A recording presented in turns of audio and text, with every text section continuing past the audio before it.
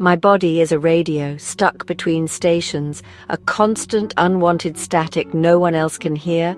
It's not pleasure or desire, just a relentless hum under my skin, making it hard to focus on anything else. At work, I fake normalcy while the static drowns out everything around me. In public, I watch others live their lives, feeling like a stranger in my own body. Even simple tasks become battles against a wave of sensation with no source and no release. At home, the silence amplifies the noise inside me. I wrap myself in blankets, wishing for a moment of stillness, but the hum never stops. This is persistent genital arousal disorder, PGAD, a name that fails to capture the shame and isolation. I smile and go through the motions, but underneath, I'm always fighting to turn down a radio that won't shut off. This is my silent, exhausting reality. Searching for answers online only deepened my isolation. Forums twisted my pain into a joke, and medical articles felt cold and distant. Doctors dismissed me, suggesting anxiety or sending me home with no answers. My words dissolved in their offices. My pain was invisible. Even loved ones couldn't understand. The word arousal built a wall between us. I stopped trying to explain, choosing silence over constant misunderstanding. The loneliness became suffocating, my struggle hidden where no one could see. I felt like I was screaming in a soundproof room, trapped in a body no one else could unlock. Hope for understanding faded, replaced by quiet resignation. My battle became a secret, fought in the shadows with no end in sight. One ordinary day, the static roared so loudly I couldn't function. I escaped to the bathroom, collapsing on the cold tile, finally letting the tears come.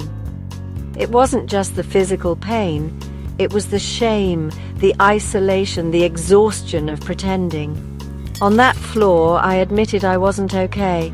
True strength, I realized, wasn't ignoring the pain, but facing it and asking for help. That moment of surrender was terrifying, but it was also the first flicker of hope I'd felt in ages. The wall I'd built around myself cracked, letting in a sliver of light. I knew I couldn't keep living this way. I had to fight differently. I had to reach out. The hardest part was making the call to a therapist who specialized in chronic pain. My fears screamed, but the memory of my breaking point was stronger. That call was a promise to myself. I was worth fighting for. Therapy wasn't a cure, but it was a start. My therapist listened without judgment, helping me name my feelings and release the shame that wasn't mine. She guided me to a support group where I finally felt seen and understood. In that circle, my secret became a point of connection, not shame. Hope returned in small ways, a breathing technique, a supportive community, a physical therapist who helped me manage the sensations. Each small victory was a step away from darkness. I was learning to live with the static, one quiet step at a time. I'm not cured. The static remains, sometimes a whisper, sometimes a roar. But now it doesn't control me. I treat my body with compassion, not as an enemy. I reclaim joy in small moments, walks in the park, laughter with friends.